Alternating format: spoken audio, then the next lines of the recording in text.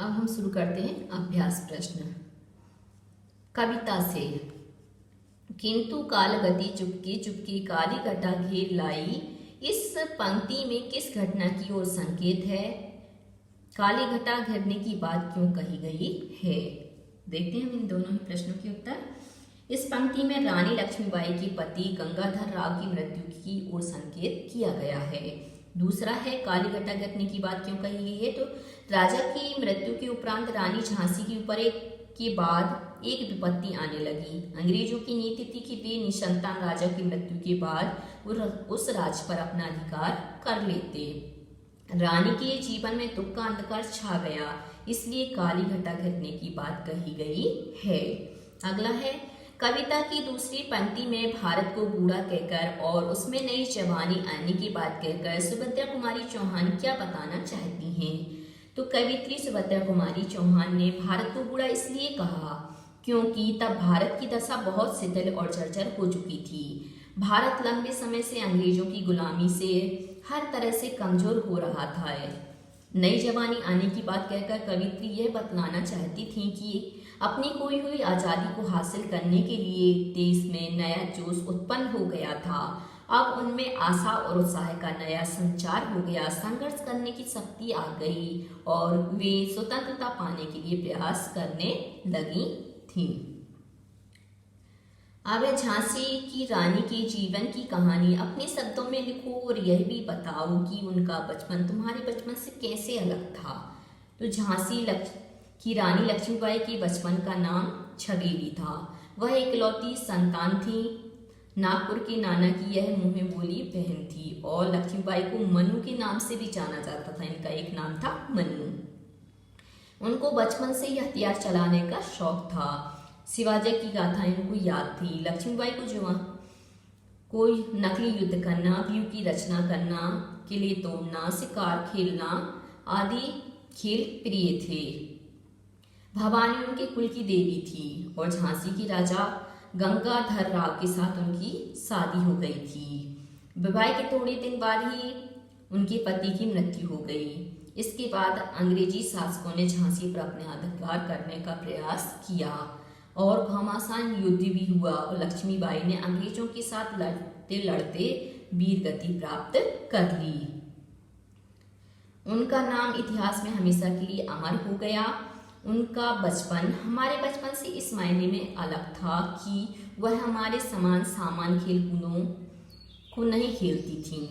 बचपन में उनके खेल थे जैसे बर्छी, ढाल, कृपाण जैसे हथियार चलाना, वही उनकी सहेली थी और शिवाजी की वीरता की कहानी उन्हें याद थी। इसके विपरीत हमारे बचपन में हथियार नाम की कोई चीज़ नहीं है। हम वीडियो गेम खेलते हैं, कंप्यूटर चलाते हैं, बिजली वाले खिलौनों से खेलते हैं और राष्ट्रीय गीत भी हमें याद हैं। अगला है वीर महिला की इस कहानी में कौन कौन से पुरुषों के नाम आए हैं? इतिहास की कुछ अन्य वीर स्त्रियों की कहानियां खोजो। तो वीर महिला की इस कहानी में कई पुरुषों के नाम आए जैसे नाना साहब, इनका पूरा नाम था धुंदू पंथ, डलहौजी, पेशवा बाजीराव, तात्या टोपे, अजीमुल्ला, अहमद शाह मौलवी, ठाकुर कुंवर सिंह, लेफ्टिनेंट वॉकर, शिवाजी ग्वालियर की महाराज सिंधिया, जनरल स्मिथ, हीरोज आदि। अब आते हैं हम अगले प्रश्न पर। अगले प्रश्न में है अनुमान और कल्पना। कविता में किस दौर की बात है? कविता से उस समय के माहौल के बारे में क्या पता चलता है? तो कविता में वर्ष 1857 के प्रथम स्वतंत्रता संग्राम के दौर की बात की गई है। इस संग्राम में झांसी की रानी लक्ष्मीबाई ने महत्वपूर्ण भूमिका निभाई। उस समय के माहौल के बारे में यह पता चलता है कि देश गुलाम था और लोगों के दिलों में देश प्रेम की ज्वाला भड़क रही थी। वे आज़ादी पाने के लिए लालायित थे, उत्साहित थे। सुभद्रा कुमारी चौहान लक्ष्मीबाई को मर्दानी क्यों कहती हैं?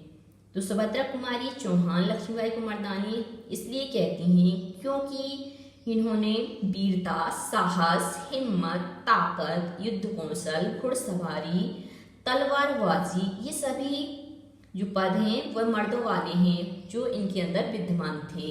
रानी लक्ष्मीबाई ने वीर सेनापतियों की तरह अंग्रेजों से युद्ध किया और झांसी की रक्षा करती रही, इसलिए कवयित्री ने इन्हें मर्दानी कहा है। खोजबीन, बर्छी, कृपाण, कटारी उस जमाने के हथियार थे। आजकल के हथियारों के नाम पता करो। जैसे आजकल है बंदूक, तोप, गोला, मिसाइलें, AK-47, AK-56, टैंक, पिस्तौल, एटम बम इत्यादि। लक्ष्मीबाई के समय में ज्यादा लड़कियां वीरांगना नहीं हुई, क्योंकि लड़ना उनका काम नहीं माना जाता था। भारतीय सेनाओं में अब क्या स्थिति है पता करो। आजकल लड़कियों की सेना में काफी भागीदारी है, लेकिन पुरुषों के अनुपात में स्त्रियों की संख्या काफी कम है। इसे संतोषजनक नहीं कहा जा सकता, फिर भी उस समय की तुलना में यह बेहतर है। अब आते हैं भाषा की बात। भाषा की बात से मतलब है यहाँ पर व्याकरण से, ग्रामर से। नीचे लिखे वाक्यों के हिस्सों को पढ़ो। झांसी की रानी, मिट्टी का घरौंदा, प्रेमचंद की कहानी, पेड़ की छाया, ढाक के 3 पात्र, नहाने का साबुन, मील का पत्थर, रेशमा के बच्चे, बनारस के आम। का, के और की 2 संज्ञाओं का संबंध बताते हैं। ऊपर दिए गए वाक्यांशों में अलग अलग जगह इन तीनों का प्रयोग हुआ है। ध्यान से पढ़ो और कक्षा में बताओ कि का, के और की का प्रयोग कहाँ और क्यों हो रहा है। तो का, के, की ये क्या है? संबंध कारक है और ये संबंध कारक के चिन्ह हैं। इन्हें परसर्ग भी कहते हैं। इनका प्रयोग संबंधी संज्ञा के अनुसार होता है। स्त्रीलिंग संबंधी संज्ञा के पूर्व की और पुरुष अर्थात पुल्लिंग संबंधी संज्ञा के पूर्व का और बहुवचन पुल्लिंग संबंधी संज्ञा के पूर्व के का प्रयोग होता है। का प्रयोग एक वचन संज्ञा शब्दों के साथ हुआ है। जैसे मिट्टी का घरौंदा, तो घरौंदा एक वचन पुल्लिंग है और घरौंदे का संबंध मिट्टी से बताने के लिए प्रयोग हुआ है। फिर है मील का पत्थर, तो पत्थर पुल्लिंग है और एक वचन है, इसलिए उससे पहले का प्रयोग हुआ है। नहाने का साबुन, साबुन पुल्लिंग और एक वचन है, इसके लिए का प्रयोग किया गया है। के का प्रयोग बहुवचन संज्ञा शब्दों के साथ हुआ है। जैसे रेशमा के बच्चे, तो बच्चे बहुवचन हैं, अतः बच्चे के पहले के का प्रयोग हुआ है। बनारस के आम, आम पुल्लिंग एवं बहुवचन शब्द है, अतः उसके पहले के का प्रयोग हुआ है। की का प्रयोग स्त्रीलिंग सूचक संज्ञा शब्दों के साथ किया गया है। जैसे झांसी की रानी, तो रानी क्या है? स्त्रीलिंग है, इसलिए उसके पहले की का प्रयोग किया गया है। पेड़ की छाया, छाया स्त्रीलिंग है, इसलिए इसके पूर्व की लगा है। अब है सिर्फ पढ़ने को। प्रकाशन विभाग, नई दिल्ली द्वारा प्रकाशित भारत की महान रानियां श्रृंखला की पुस्तकें। चिल्ड्रंस बुक ट्रस्ट, नई दिल्ली से प्रकाशित कमला शर्मा द्वारा लिखित उपन्यास अपराजिता। तो ये सभी आपको क्या है?